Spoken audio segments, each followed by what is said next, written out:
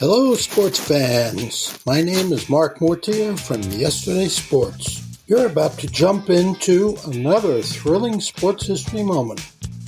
But first, let's dive into today's sponsor, just in time for the holiday season.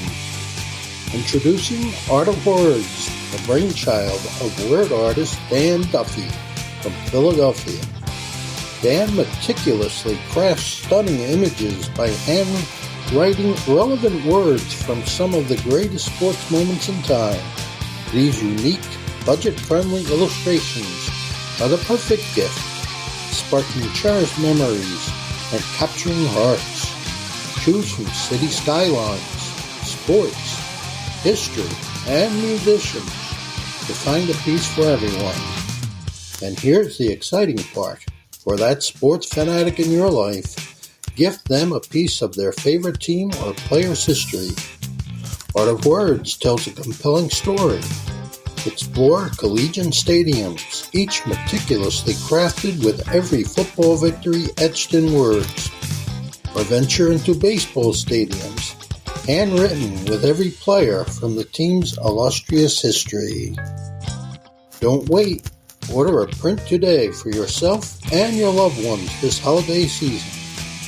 Transform your wall into a gallery of captivating art and surprise your family and friends with a print of their own. Use code SHN15 at artofwords.com for a 15% discount on your order in November and December. Visit Art of Words, where words magically transform into stunning art, evoking cherished memories and touching the hearts of those you care about. Again, use the code SHN15 for 15% off at artofwords.com. Welcome back to another week on One Guy with a Mic presents Dingers and Dunks. This week we are doing we're going to start our series with the best 5 players that wore which jersey number. This is thanks in part to Darin Hayes, the one of the other podcasters on the network, Sports History Network, called Jersey Dispatch. It was his idea, and I'm just running with it like I said last week. So thanks again, Darin, for this great idea. Really appreciate all the hard work that you put into this. And so this week I'm giving you my best 5 players that wore 0, 0, and 0. All right, that's double O. It's 00 and 0, all wrapped into one. Next week we'll do number 1, and maybe number 2. Also next week is the year anniversary of our show on February 4th. So in honor of it being our 1-year anniversary, I'm going to do 3 episodes just like I did to kick this thing off back on February 4th of last year. All right. We're going to do one of the episodes, obviously, is going to be the jersey, the best 5 players that wore number 1 in the NBA. That create, I shouldn't say the best 5 players, to just say the best 5 that create a lineup, because obviously we're doing 2 guards, 2 forwards, and a center. And then I'm going to do my second episode is going to be, we're going to talk about the 1994 Montreal Expos, the team that could have been, they had their year cut short due to the players' strike that year. And realistically, I think that's, Montreal's first place going into, in August, and then the players' strike happens. And I really think that's what killed baseball in Montreal. So, and then the third and final episode is obviously we're going to do a year recap. We're going to highlight some of the best episodes, some of our episodes this past year, talk about those a little bit, sum them up, and we're going to talk about what we got going on currently and also what we have going on in the future. So make sure you tune back in next week as well, and I really appreciate everybody turning out for this week. So since it is a basketball episode, Obviously, we're going to have a basketball Did You Know? Actually, this isn't really a Did You Know? This is more of a what we're going to see in the next week, 2 weeks, possibly. LeBron James is only 158 points behind Kareem Abdul-Jabbar for the all-time points scoring in NBA history. He currently has 38,230 points. His career average is 27.2, so James really needs just 6 games to break that record. That is a huge accomplishment for anybody in the state in basketball to score that many points. And James is, as much as I'm not a James fan, at 38 years old, he is still consistently considered probably a top 10, top 5, top 15 player in the NBA currently. And he continues to, even at 38 years old, continues to dominate and continue to move on to heights that we still, we haven't seen since Jordan. I mean, we saw Kobe. Kobe. You have that argument between Jordan, Kobe, LeBron, who's the greatest of all time. And I really think that, as I've talked about in the Jordan LeBron episode, LeBron is analytically the best player. Okay, Jordan had that extra, that extra fight in him that we really don't see out of LeBron. And I think we could see that out of LeBron if he really pulled that out of himself. But LeBron, I don't want to say LeBron doesn't have that mentality, because he's shown it in games where he just dominates, right? Then you have Kobe, who came up in the first part of his career, and he was with Shaq, and he was basically second fiddle, and then he kind of just turned into himself and slowly evolved into Black Mamba and would just legit murder you on the basketball court. He wanted to see you in pain, and that's the kind of thing that Jordan had right there as well.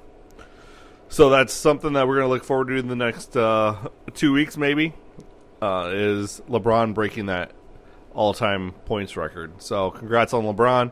Congrats to LeBron, ahead of time. I'm sure I'll talk about it the week that it happens as well. On a sad note of basketball, we did lose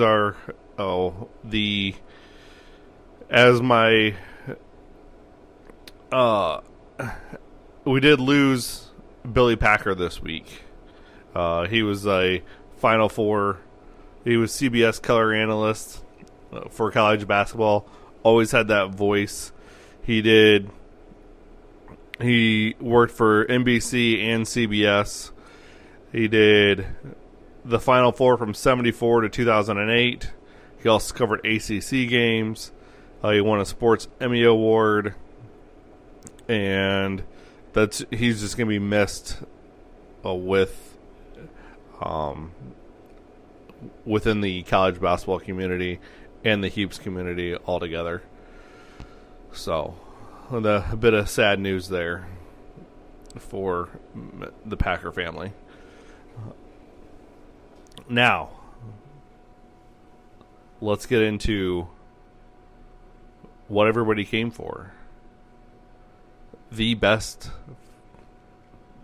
What is the best team created with wearing the numbers 00 and 0? All right, before we get into my top 5, and obviously, I'm here, I bring the stats, I state the facts. So I bring the stats so you can state the facts, right? That's the motto here. So I did my research on my 5 best players. So let's go ahead and give you the list that we were able to choose from. Let's go with the center situation, shall we? So at center, Olden Polynice. He played with the Clippers, the Seattle Supersonics twice, Detroit Pistons, the Sacramento Kings, and the Utah Jazz. Also, the next up we have Andre Drummond. He played with the Pistons, award number 0 for the Pistons for 7 years. We have Robert Parrish. He played with the Golden State Warriors. Boston Celtics, Charlotte Hornets, and the Chicago Bulls in 97. You got Benoit Benjamin. He played for the Clippers, the Sonics, the Lakers, the Nets, the Grizzlies, the 76ers, and Cavaliers, wearing number 0. You got Kevin Duckworth. He played with the Trailblazers, the Bullets, the Bucks, and the Clippers. For any of you young kids out there that don't know, the Wizards, the Washington Wizards, were called the Washington Bullets before they switched their name. Then we have Greg Ostertag, who played for the Utah Jazz, wearing number 0 from 96 to 06, and then with the Kings in 05. You got Eric Montross, Kevin Love. Montross played with the Mavericks, the Nets, the Pistons, Philadelphia, and the Toronto Raptors. Kevin Love has worn number 0 with the Cleveland Cavaliers. Next up, we got and then we also got Spencer Hayes, who played for the Philadelphia 76ers. Or Spencer Hawes, not Spencer Hayes, even though there is a Spencer Hayes that played in the NBA as well. Spencer Hawes wore number 0 with the 76ers, the Hornets, and the Milwaukee Bucks. Next up, for power forwards, we got JaMychal Green, currently with the Denver Nuggets. He also wore number 0 with the Memphis Grizzlies. Walter McCarty played for the Boston Celtics, wearing number 0, the Phoenix Suns, and the LA Clippers. Jeez, there's a lot of Clippers on this team, on this list. Daryl Arthur played for Memphis and the Denver Nuggets. Aaron Gordon, Orlando Magic, wore number 0 with them his 7 years there. Russell Westbrook, he has worn number 0 with the Thunder and the Rockets for 1 year, and the Lakers. Then, of course, you got Damian Lillard, who wears number 0 up in Portland for the last 10 years. You got Jeff Teague, who has worn number 0 with the Atlanta Hawks and the Minnesota Timberwolves. Gilbert Arenas, whose nickname is Agent 0, wore number 0 with the Warriors and the Washington Wizards. You got Aaron Brooks, who played with the Houston Rockets, Phoenix Suns, Denver Nuggets, Chicago Bulls. And then you got Johnny Moore, who played with the San Antonio Spurs and from 81 to 88, and then came back in 1990, and also the New Jersey Nets. Next up, you have Tony Delk. He played for the Hornets, the Warriors, the Kings, the Suns, the Hawks, and the Pistons. Then we got Orlando Woolridge. We've talked about Woolridge on the show as well because he was one of Jordan's teammates back in the mid-'80s. He played for the Bulls, the Nets, the Lakers, the Nuggets, the Pistons, and the 76ers, all wearing number 0 during those 8 years. Next up, you got Sean Marion, who wore number 0 with the Dallas Mavericks from 2010 to 2014. Jason Tatum is currently wearing number 0 for the Boston Celtics. CJ Miles wore number 0 with the Cavaliers, Pacers, Toronto Raptors. And finally, we have Avery Bradley, who wore number 0 for the Boston Celtics before Jason Tatum currently. Bradley wore 0 from 11 through 2017, and currently wore number 0 with the Memphis Grizzlies. So there's a rundown of who we got on the list. Again, we're going to have this all up on our website at sportshistorynetwork.com, so you can go in and check it out and put in your own votes. But as always, I have my opinion, and that's what you guys are all here for, right? Is to listen to my spiel, on my opinion about what the players are here for. Correct? I mean, I got to thinking about my podcast, this podcast that you guys tune into every single week, and there's no really fluff to this. We don't have a whole lot of conversation. I mean, we just get down to the bare bones. We just break everything down right away. There's no intro music. There's no Hollywood, set, nothing like that. We don't beat around the bush around here. We just get straight to the point of the show, and then you guys can go about your day, right? Because realistically, do we really need all that extra fluff? I mean, at some point, production's going to get better. I mean, at some point, I'm not going to be doing this thing from my iPhone and a mic, okay? At some point, we'll be actually having a podcast set up. We'll be able to have guests on at some point, right? But I've always just liked the fact that this is like this is really just raw. I mean, I do one take just because that's how perfect I am, guys. It only takes one time for me to do this podcast, and then I call it a day. I spend hours researching, or I should say the research team spends hours of researching, and then gives me the work, and here I do. I record it and put it right to you. You know? So, if anybody that would like to hear the fluff, I mean, I'm sure there's podcasts out there, but don't go to those guys. I do the research. I provide stats. That's really how we can do our arguments, right? We got to provide stats. Call me Google of the sports world. So, let's start with my 5. Now, I kind of cheated on this one, okay? I didn't take a shooting guard, all right? But if I did take a shooting guard, I have that in my back pocket to be legit, because obviously we want to have a shooting guard on our team, right? But at the same time, I just feel like there's a couple players on here that really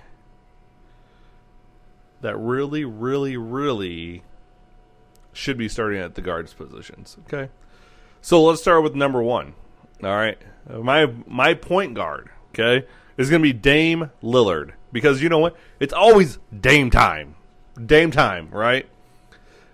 So Damian Lillard goes by the nickname of Sub-Zero, Dame Dollar, and Dame Time. All right, 11 seasons with the league, all with Portland. He was drafted 6th overall in the 2012 draft.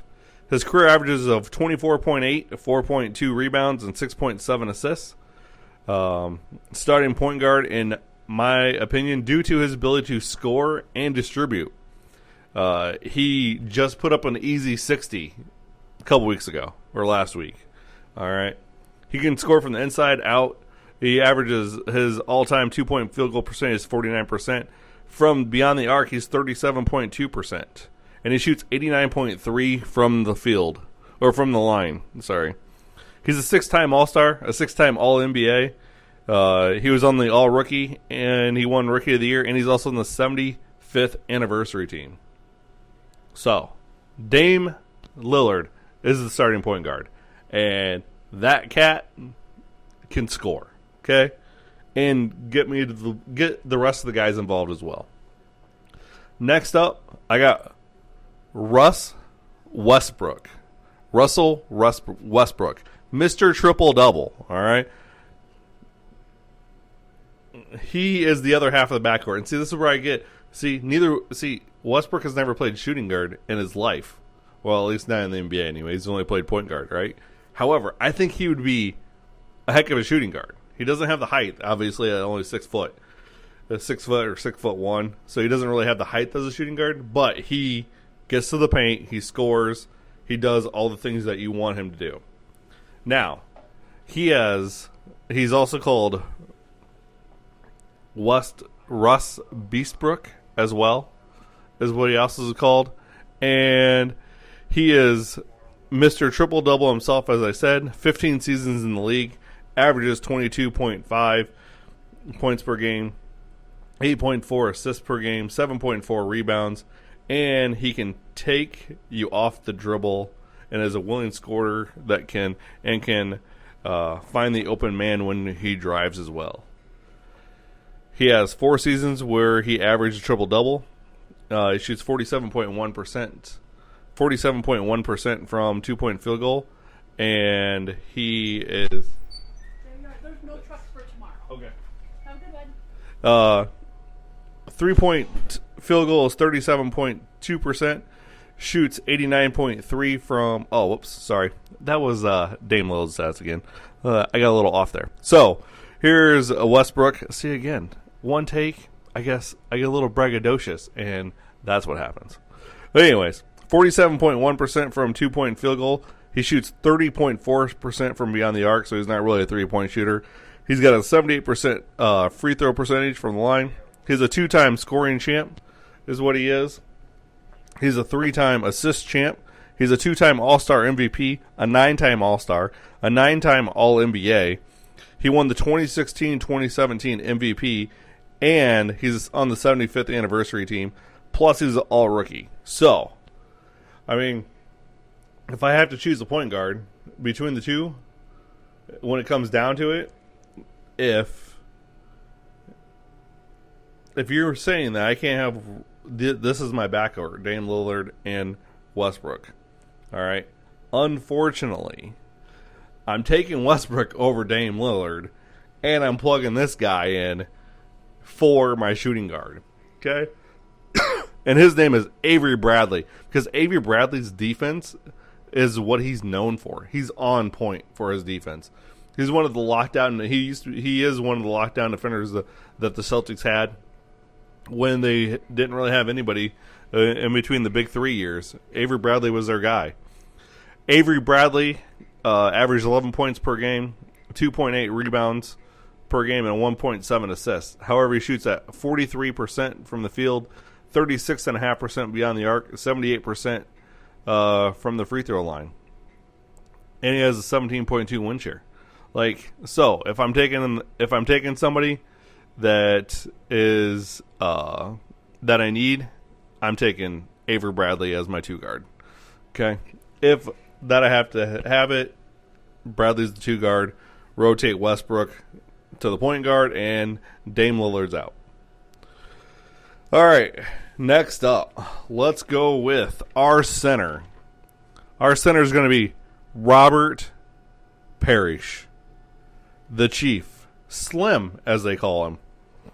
The only double O on the team. He spent 21 seasons in the league. He had 14.5 points per game. He had 9.7 rebounds per game, 1.4 assists per game. He was a 9-time All-Star, a 4-time NBA champ.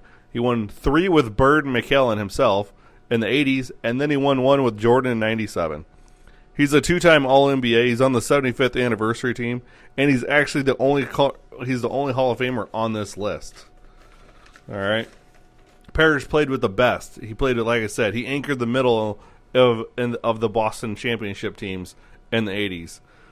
He also finished his career playing with Jordan and the Bulls from in 97. He averaged 1.5 blocks per game. He never led the league in anything, in any category, but he was a consistent guy in the lineup. He did shoot 53% from 2-point field goals, and for a big guy, he shot 72% from the line, which is huge, that you can get that kind of production out of your center at the line. All right. Next up, going with my man Kevin Love at the power forward position. All right. 14 seasons in the league. He's got a 17.2 points per game, 10.5 rebounds per game, 2.3 assists. He's a 5-time All-Star. He's a rebounding champ. He's an NBA champ. He's a 2-time All-NBA. He's also an All-Rookie team member. Most Improved Player of the Year award winner. For a career, he shoots 37.2% from beyond the arc, 48% from 2-point field goals, and 83% from the line. He's the perfect stretch 4 and stretch 5 that we need. Okay, he could be the guy if he needed to be, but definitely excelled at being a glue guy or the guy that could hit an open 3 when needed or bury a guy down low with a turnaround. He could take you off the dribble if he needed to. Kevin Love, when he played with the T-Wolves, was phenomenal. When he went to the Cavs, he was basically that stretch guy that they needed. All right. Now, let's get to the last member of our team, of our starting 5, is a guy that has become a top 10 player in the league. Talked about him in June on my Boston Celtics podcast. All right. He is 6 seasons into his career with the Boston Celtics. Jason Tatum, J, or Taco J. He's currently a 3-time All-Star, a 2-time All-NBA. He's on the all-rookie team. He's got an Eastern Conference Final MVP to his name as well. He averages 22 points a game, 6.8 rebounds a game, and 3.2 assists per game. He shoots 37.8% from beyond the arc.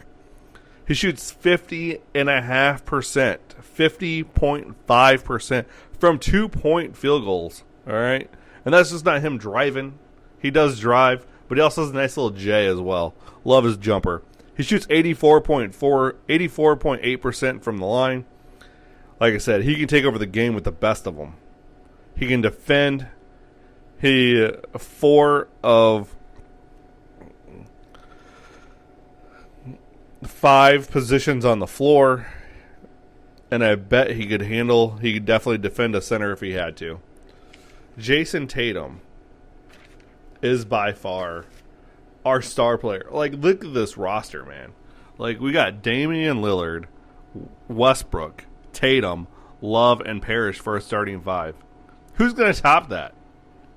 Who out of the next, I don't know how many numbers we're doing. We're just going to do it as long as we can go, right? But who's going to top that? That's a mean starting 5. And this is a great starting 5 to kick this thing off with. And like I said, we can throw in Avery Bradley, another two-way guy that can defend and score on both. That can defend and score. So, realistically, right now, as I see it, the O's, the zeros, and the double zeros are going to win this thing. And you know what? I'm going to play with this a little bit. I'll take my top 5, and then we'll even make this a little tournament. All right, we'll see how they stack against each one. All right, so we're coming out of the gate hot. We're coming out of the gate on fire with these guys. All right, who would have thought that guys wearing 0 would be this good? Okay, so it's not a podcast as long as it usually is, but that's okay. But we are going to do number 1 next week. And we should have time to do the number 2s as well, because as I can tell, this doesn't take as long as I thought it did, so that's a plus. It gives you guys a little more free time during your day. So, I'm going to leave you with this. We've been doing this for over a year. Or not over a year yet. It will be a year, February 4th. And we're going to grow this thing this year.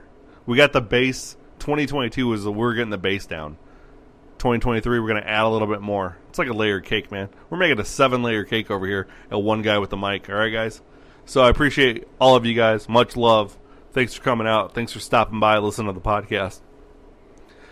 Make sure you like it, please. Make sure you ring the bell to get notified on new episodes. All right?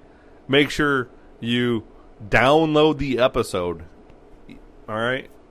We get credit for downloads around here. So make sure you're downloading the episode. Not just listening to it. Make sure you download that sucker, all right? So, do all those things for me, please, and let's continue to grow this little community that we have. I really like baseball a lot. I like coaching basketball. I just, so the baseball episodes, you get a little bit more out of me. Basketball I like. Basketball's like my passion, but baseball's where my knowledge is. So, love you all, and I'll see you all on the flip side. Hey there, sports history fan. This is Arnie Chapman, a.k.a. the Football History Dude, and I wanted to thank you for stopping by to listen to another episode here on the Sports History Network. Our podcasters are passionate about uncovering and sharing sports stories from yesteryear. And if you didn't know it already, we have over 30 shows across the network covering all sorts of sports history topics. In fact, here's a glimpse into one of our awesome podcasts here on the network. The Pigskin Tales podcast is all about the lesser-known pro football players. Yes, there are stories about the ones we know, like Brad Tarkenton and Harold Red Grange. But have you ever heard of Ernie Nevers? How about Dave Osborne or even Grady Alderman? These men created their own path to the NFL. How did they do it? Listen to the Pigskin Tales podcast, now streaming on your favorite music platform. Go to pigskintales.com. How about that? I bet you're super hyped to go listen to that new podcast, right? Well, to learn about this show and all the other podcasts on the network, head over to sportshistorynetwork.com/podcast. Again, that's sportshistorynetwork.com/podcast. Head over there today to find your next favorite sports history podcast.